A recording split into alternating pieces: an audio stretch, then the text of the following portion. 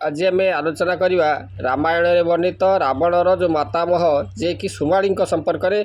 से जो सुमाली किभली भाव में राक्षस वंशर विस्तार में लंका जो राक्षस वंशर विस्तार में से ही सहायक करते से विषय आम जाना रामायण जो कहानी रामायण जो कहानी एक महत्वपूर्ण चरित्र हो राक्षस सुमाली एवं आम जब सूक्ष्म भाव में अनुधान कले देखा जाए जे रावणर जो जीवनचर्यार जो प्रवर्तन में तार जो पितामह तार जो मातामह जे कि सुमाली राक्षस एक विशेष भूमिका ग्रहण करथिला एवं सुमालीर ये जो उच्चाकांक्षा प्रतिशोध परायणता एवं तथा तार जो कुपरामर्श से जो जो पौलस्त ऋषि से जो राक्षस वंशरे पौलस्त ऋषिंकर ठारू ये जो राक्षस वंशर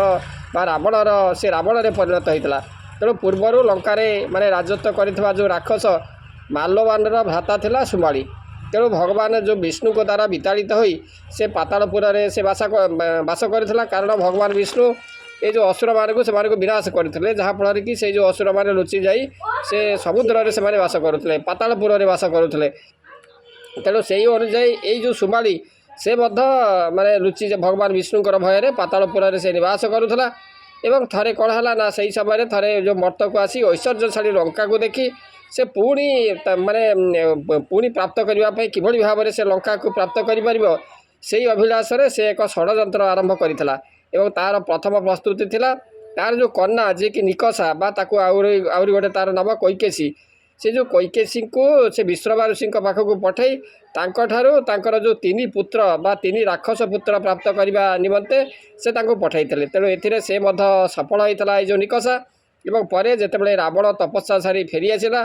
से सुमाली पुणी रावण निकट को आसीगला एवं जो ईर्षा द्वारा प्रेरित हो रावण ये जो प्रतिपत्तिशाली होगा तपस्या करथिला ताहा पूर्ण होगा देखी ये जो सुमाली पुनश्च से रावणर हृदय रे भगवान विष्णु द्वारा पाई पराभावर प्रतिशोध नेबाई से तार इंधन बा से प्रतिशोध निमित्त से इंधन जोगैबा आरंभ कर देथिला जार फलस्वरूप से रावण को जो लंका अधिकार करने को प्रवर्ताइले किभली भाव में लंका को अधिकार करा जाय परिबो सेतिपई ताको प्रवर्ताइबारे लागिले एवं लंका अधिकार करने को हेले निजर जो ज्येष्ठ भ्रात जे कि कुबेर सहित ताको विवाद करने को हेबो कारण विश्रवा ऋषिंकर तांकर जो ज्येष्ठ पत्नी जे कि इड़ाबिड़ा ठारू जन्म नहीं जो कुबेर तेणु ये जो तांकर सावत माँकर जो पुत्र रावणर तेणु तांकर भाई से लंका नगरी को तांको प्रदान करा जायछि तेणु से जो तांको ठारू लंका नगरी को छड़ाइबा को पड़िबो तेणु कुबेर सहित विवाद करने को से माने तार जो मंजी से बुणीदेले एवं यही जो माने अनुचित मन करी सुमालीर जो प्ररोचना को रावण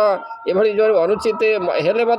रावण से जो सुमालीर तार मातामह सुमालीर जो प्ररोचना को रावण ग्रहण कला नहीं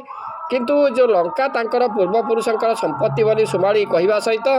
विष्णु किभली भाव में तांको सेठारु बहिष्कार करथिले तार सूचना से देला यही भाव में से रावण को बारंबार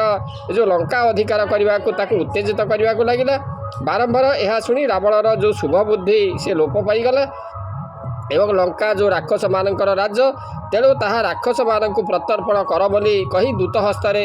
से कुबेर पाखक संवाद पठेला एवं महामना जो कुबेर से रावण को लंका प्रत्यार्पण करने निमित्त से जितेबाला संवाद पठेले से कौन है ना दुर्मती रावण ठारू दूर रही से तांकर जो पितांकर परामर्श अनुसार से लंका परित्याग करी कुबेर कौन कले लंका परित्याग करी से कैलाश निकट में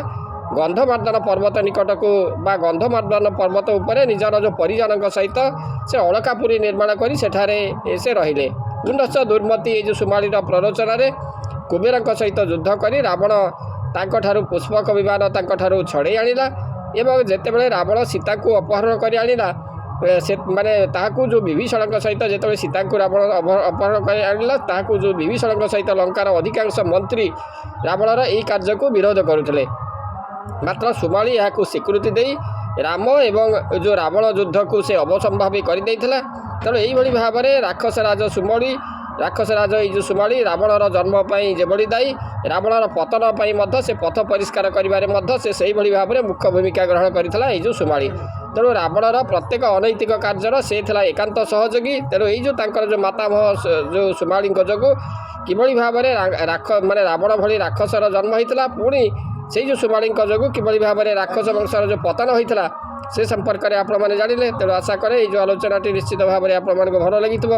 ଆଜି ପାଇଁ ରହୁଛି। ଓಂ ରାମାୟ ରାମଭଦ୍ରାୟ ରାମଚନ୍ଦ୍ରାୟ ବେଧସେ ରଘୁନାଥାୟ ଅନାଥୟ ସୀତୟ ପତୟ ନମଃ।